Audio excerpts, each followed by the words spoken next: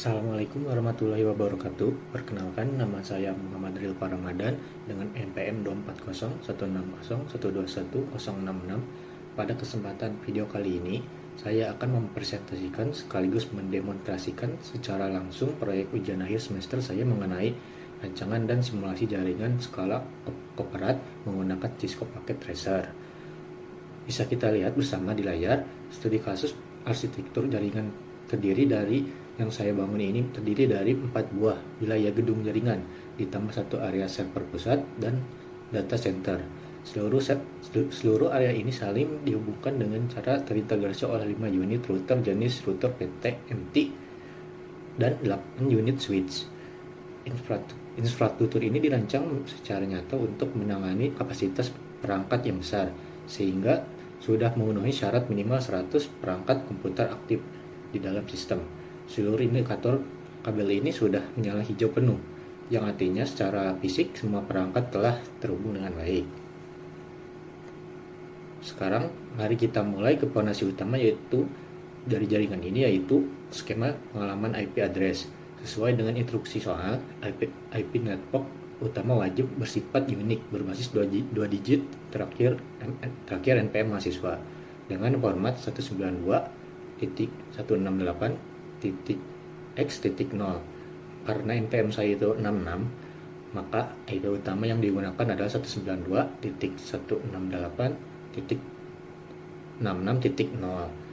Untuk menghemat ruang alamat dan mencegah terjadinya tabrakan data overlap, saya menerapkan metode manajemen jaringan bernama VLSM. Network induk tersebut saya bagi ke dalam beberapa subnetwork dengan detail dengan sebagai berikut. Yang pertama itu ada gedung 1 dikelola oleh router 0 dengan segmen IP 192.168.66.0/27. Gateway defaultnya adalah 192.168.66.1. Untuk gedung kedua dikelola oleh router 1 dengan segmen IP 192.168.66.32/27 dengan gateway defaultnya adalah 192.168.66.33. Untuk gedung ketiga dikelola oleh router 2 dengan segmen IP 192.168.64/27.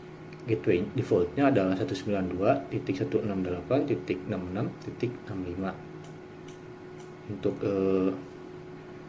gateway yang terakhir, gedung yang terakhir, maksud gedung keempat, dikelola oleh router ketiga dengan segmen IP 192.168.96.96/27.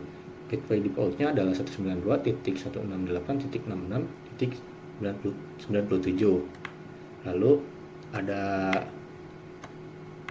area server pusat di sini.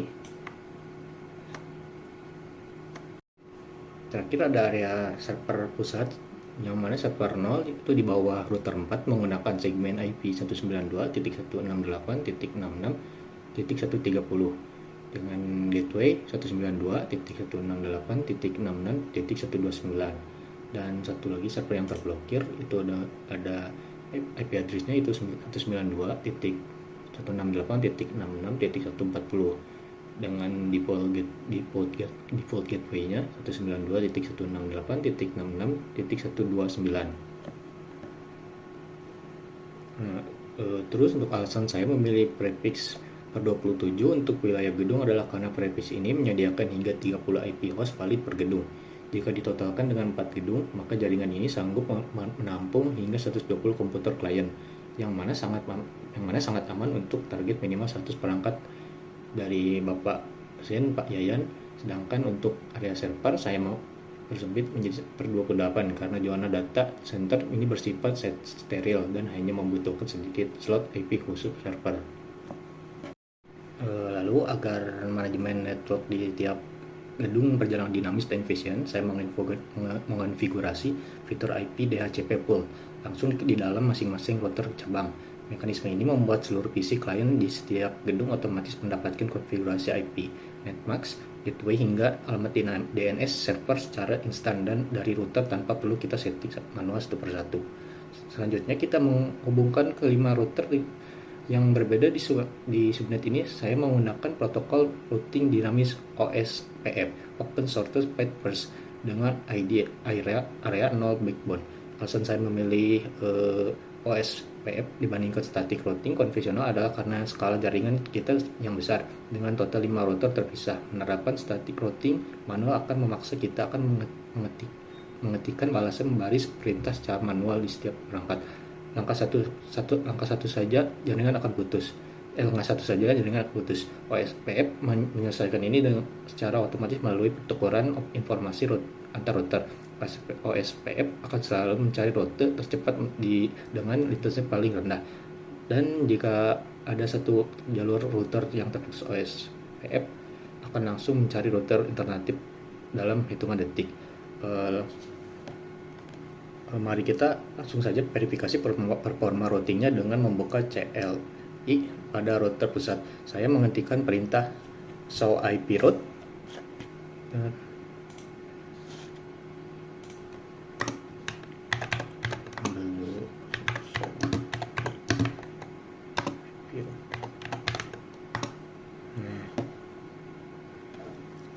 Seperti yang terlihat pada log output di layar, terdapat simbol huruf O. Kode huruf O ini menjadi bukti otentik bahwa OSPF telah sukses bertukar informasi jaringan secara otomatis. Selanjutnya kita tes ping-nya. Sebelumnya kita lihat dulu di sini di server utama ada 2 DNS ya. Yang pertama ada www.blokir.com, yang kedua www.realpa.com, yang mana yang Realpa ke utama yaitu IP-nya 192.168.66.130 dan yang blokir.com ke server 2 192.168.66.140. Kita coba tes dulu di gedung pertama untuk server utama. 192.168.66.130. Oke, reply ya. Di gedung kedua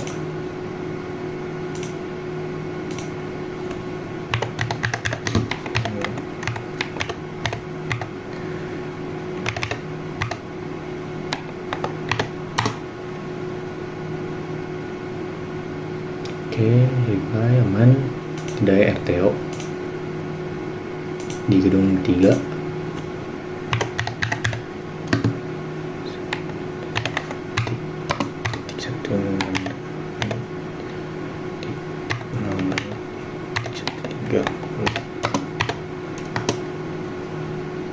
bisa ya. Yang terakhir di gedung terakhir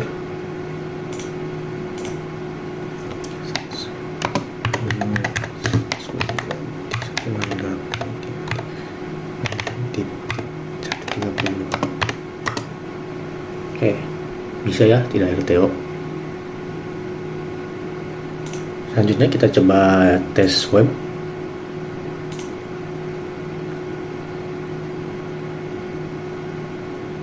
Kita tunggu. Coba www.realpa.com. Nah, bisa ya. Kalau kita coba yang blokir,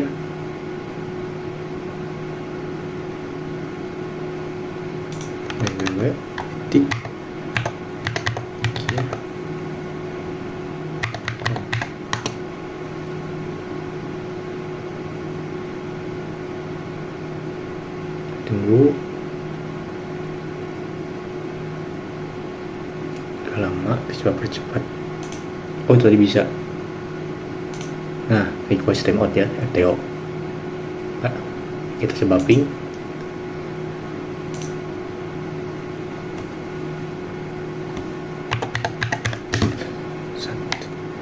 .192.168.66.140 yang server 2.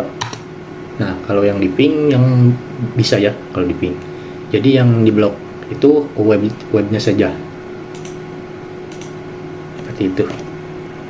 Nah, sebagai kesimpulan akhir, seluruh parameter teknis ini yang diwajibkan di dalam lembar soal UAS jaringan komputer ini telah sukses diimplementasi secara komprehensif, mulai dari skema subnetting VLSM yang efisien berbasis digit NPM unik saya yaitu prefix per 27, otomatis pengalaman DHCP dan interkoneksi dinamis OS PF area 0, integrasi web DNS server hingga ketajaman sistem kendali keamanan menggunakan extended ACL terpusat dengan arah out. Demikian presentasi video demonstrasi proyek UAS jaringan komputer ini saya sampaikan dengan sebenar-benarnya. Saya mengucapkan terima kasih yang sebesar-besarnya kepada dosen Bapak Yayan Cahyan atas segala bimbingan materi perkuliahan yang sangat bermanfaat selama 1 semester ini. Mohon maaf jika ada kekurangan dalam kata maupun teknis. Sekian dan terima kasih.